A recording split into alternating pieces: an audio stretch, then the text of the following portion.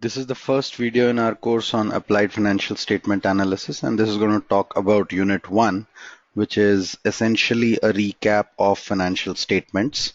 We would have probably studied a little bit about these financial statements in some of our earlier programs, and we're going to kind of quickly recap that because that is going to form a framework of the overall understanding on how financial statement analysis follows. Primarily, the agenda during the course of this set of our videos would be in Unit 1 would be around basics of financial statements. What are the various financial statements?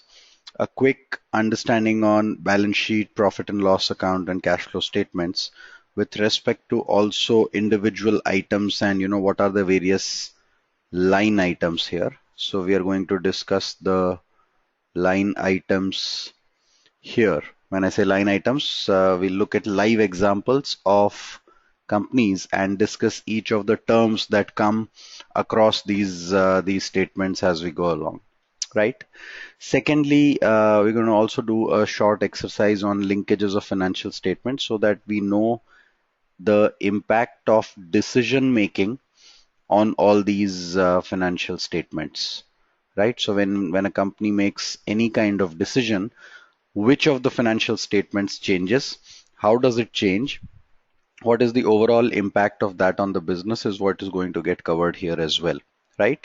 So primarily the objective of this entire unit is to one, go through and recap very quickly the three financial statements, quickly understand what is the impact of decision making on those, and then look at some Indian companies and their examples and try and kind of gauge how do these numbers stack up, right, for those companies. With reference to those companies, we'll get more data, more clarity about some of the line items, which we may not have covered as yet, right? So that's what is going to be the agenda of this particular unit.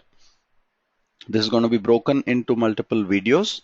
The first video is going to start with basics of what financial accounting and financial statements are, and then we take individually the balance sheet, the profit and loss account, and the cash flow statements. Now, what is accounting and why is it important? Now, accounting is the process of identifying, gathering, measuring, and communicating the financial information about a company's operations. So you have to find out the data, find out what data has to be covered, then you have to gather that data, measure the data, and then communicate it in the format, a certain framework that everyone finds easy to comprehend and understand. It is essential to business decision making and monitoring of the activities of the business. Two main purposes thus for accounting are to report the financial position of the company, how is the company doing, and then to assess the performance of a company vis-a-vis a defined period, let's say last year or this year. So is the company improving or not improving, right? So both these data points kind of come and get measured.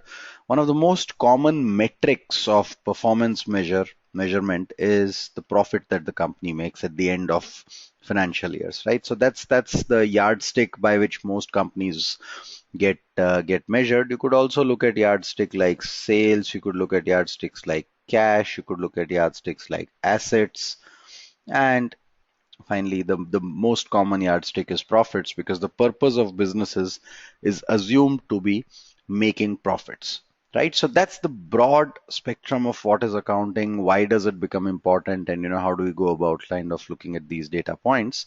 Now, when you're looking at a particular company, you have to understand also the concept of what is called as a financial year.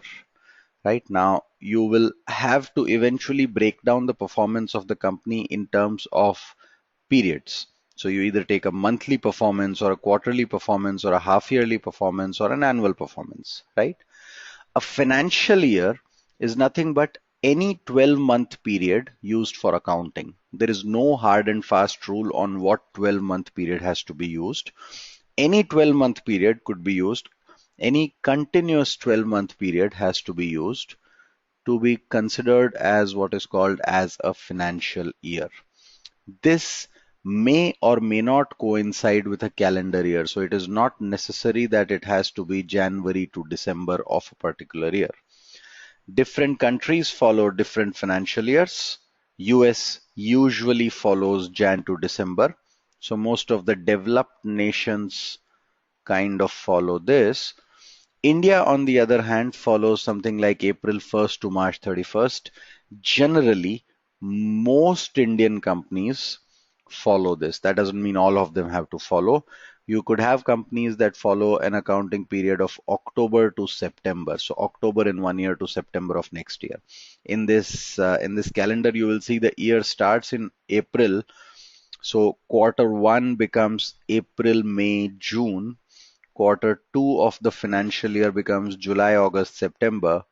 Quarter three of the financial year becomes October, November, December. And consequently, quarter four of the financial year becomes Jan, Feb, March of the next year, right? So if this was 2015 and this was 2016, what is commonly called as a financial year is financial year 2016. This is the quarter one of 2016. This is the quarter two of 2016. This is the quarter three of 2016. And this is the quarter four of 2016 financial year. So the concept of financial year is important to be understood. When we say Q1 financial year 2016, that is typically April, May, June of 2015, because most companies in India follow the period between April of a year to March of the next year. So let us revalidate this. If this was 2015 and this is 2016, essentially when we say financial year 2016, this would be from April of 2015, and that's 1st of April 2015 to 31st March 2016. That's the financial year. This here is going to be quarter one. This here is going to be quarter two. This one is quarter three. And typically you could write FY16, quarter two FY16, quarter three FY16. And this would be quarter four FY16. Now that does not mean that other companies cannot follow the different financial years. Consequently, this here would become quarter one FY17, right? So from here, this portion is FY17 that has started, right? That doesn't mean, as we said, however, that a company cannot really follow another financial year. If a company is following a calendar year, it will be from January to December. Companies could choose to follow July to June. They could choose to follow October to December. So if a company is following, let's say October to September, sorry, then the period that will get established is this is going to be quarter one, and then these 3 quarters of next year are going to come in. Quarter is 3-month periods, right? So quarter three, quarter four. Essentially, that's if a company is following an October to September accounting year, right? So that's how accounting years or financial years are kind of told. For our purpose, most of the times we'll find that about in 90% of the companies we'll see April 1st to March 31st as the financial year as we go along, right? Now let's look at these 3 statements or financial statements that get created and the respective usage of these 3 statements. So we have 3 of them. We have profit and loss account, we have cash flow statement, and we have a balance sheet, right? As we understand this, basically, the premise here is that a profit and loss account is going to tell what a company earns through business and what is spent to kind of procure that business. So earning versus costs is going to come in the P&L statement, profit and loss statement, also known as the income statement. This is also called as the income statement, right? Then we have something called as the cash flow statement. Sometimes and we will look at what cases those are, it is possible that the profitability of the company, the sales of a company, the spending of a company is not exactly cash in nature, right? Any money coming into the company versus money going out of the company, and here we are talking about cash as such, coming into the company and going out of the company, is recorded in the cash flow statement. That's the use of the cash flow statement. And as we understand this further, we will get more clarity on these statements and what is the requirement of these statements. And finally, you also need to know what are your liabilities or obligations in a business. So if you have to repay someone for certain goods or services procured, or for funds taken from them, that is a liability. And any resources owned by the company, tangible or intangible. Tangible means what can be seen, which have a physical presence, like a building. Intangible is what may not be seen. For example, a brand value. Or for example, a company may have patents or licenses. Take for example, a radio company or a telecom company. A telecom company like Airtel will have licenses. Now, these licenses are not physical assets, but they own this license. That's an intangible resource, right? So that's your balance sheet. The use of these three will become clearer as we go along, understanding the requirement of these three and how do these kind of fit into our overall scheme of understanding financial statements. Let's now understand what is the concept of using these three and how do these three give us interesting information in addition to what we already have, right? Now, let's first understand which of these are periodic statements and which of these are at a point of time, right? When I say at a point of time, it's like now. Whereas periodic is, for example, for a year, right? So whenever you look at things like profit and loss statement, you never say the profit now is 20 crore. You would say the profit for the last quarter or for the last year is 20 crore, right? So this is definitely a periodic statement. Similarly, if you look at the cash flow statement, you never say that the cash at this point of time, cash generated this point is X amount. You say the cash flow over the year into the company was this much and outside the company was this much. So this again becomes a periodic statement, right? On the other hand, the balance sheet of the company tells you the position of the company at any given point of time. Remember, you're looking at liabilities and assets here. So liabilities is like, let's say I have taken loans. If money is coming in because of the loans, that part of coming in during a period is recorded in the cash flow. But the exact amount of money that needs to be repaid has to be at a point of time. Now, at this point, what is the money that I have taken out as loan? That is what is the balance sheet going to tell us, right? So by nature, the balance sheet becomes like a snapshot, or in simple terms, the balance sheet, if I could use simple analogies, this is like a picture or a snap or a photo that you have taken, right? So this is a stock statement. It is at a point of time, at this instance, on 31st March, on 28th February. Essentially, that's how you will create the statement. Whereas if you were to use a similar analogy here, this is like a video. It is over a period of time, right? It's over a period of time. So unlike here, where you're taking a picture at a particular instance, here you're creating a video for a period, right? That's what periodic statements are. So you go from point A to point B in a periodic statement, but at point A you will have a balance sheet and at point B you will have a balance sheet, right? Any point, any given point of a time, the company will have a balance sheet. But usually your P&L and cash flow is for a period from 1 year, for 6 months, for 1 month, for 3 months, whatever period we are taking, that could be taken, right? So how does it work now? Let's try and recreate this. Let's say you have the balance sheet of a company as on March 31st, 2015, right? And you have another balance sheet as on March 31st, 2016. Now call this point A and call this point B.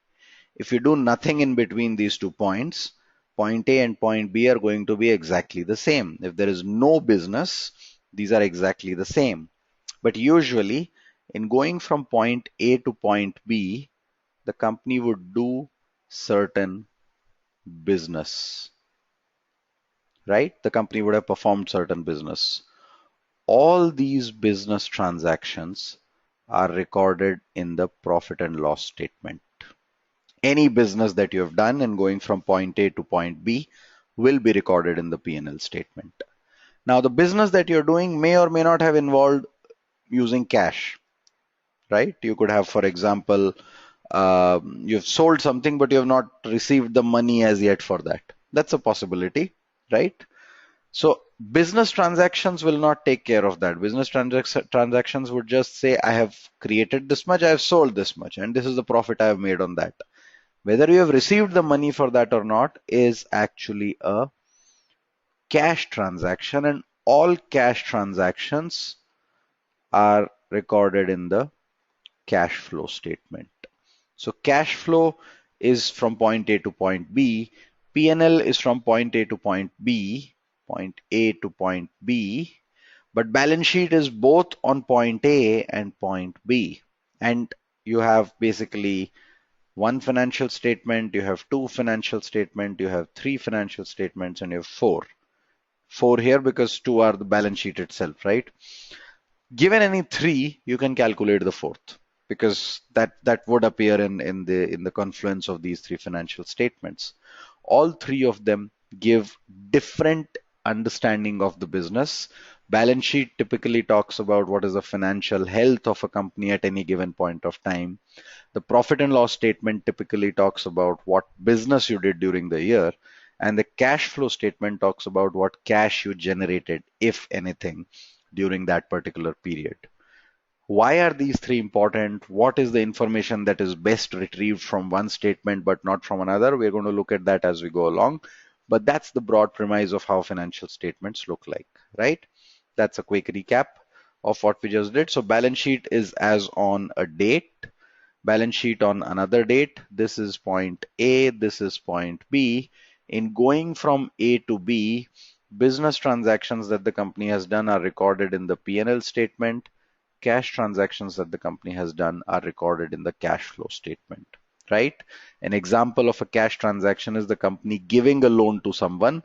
That's not necessarily a business transaction, right? That's not necessarily in terms of sales and costs of the company. So that'll get recorded in the cash flow. Obviously, because it gets recorded in the cash flow, it also flows into the balance sheets. But P&L statements and cash flow statements, to that extent, are periodic statements. Balance sheet is a stock statement. It's at a point of time, right? That's about the balance sheet, P&L, and cash flow. We will obviously look at each one of these in respective details as we go along, in more details as we go along, right? Before we kind of close this particular section on kind of recapping the financial statements, it's important to understand what is known as reporting standards. Preparation of accounting information and its presentation on the financial statements, right? Any kind of information is generally guided by what is called as GAAP. What is GAAP? Generally accepted accounting principles. Now, it's necessary to have these generally accepted accounting principles is because otherwise I can report something in some fashion, you can report something in another fashion, and that creates distortions, right? So that's a simple example could be for example, I buy 100 markers and I buy 100 markers and sell 80.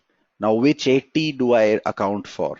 So if I bought 100 and sold 80, do I take the first 80 or do I take the last 80?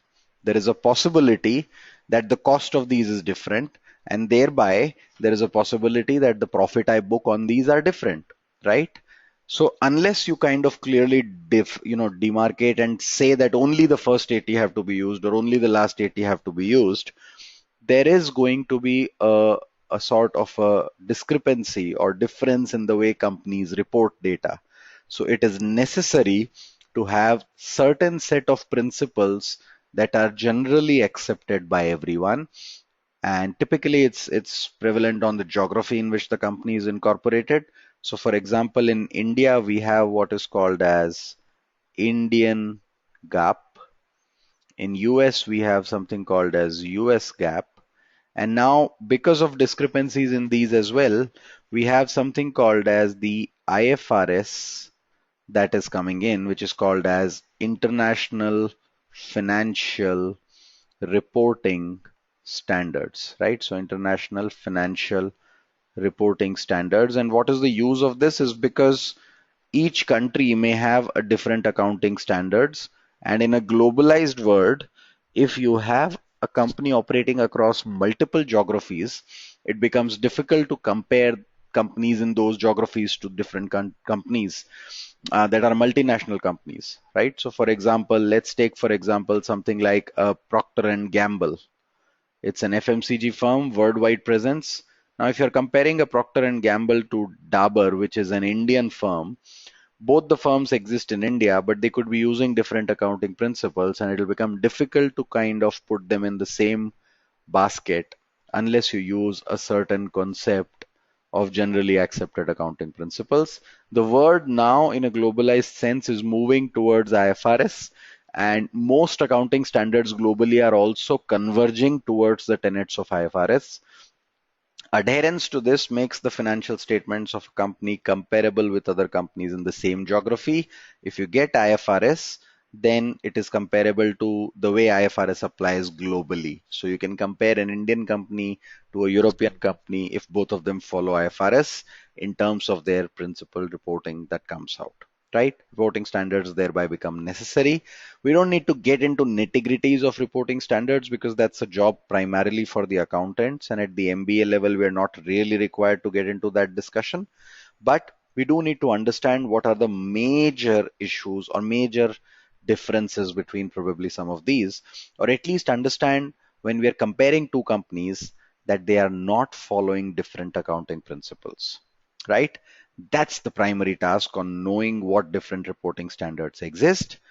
That's what we cover in this particular section. Next section starts discussing about the balance sheet. Thank you.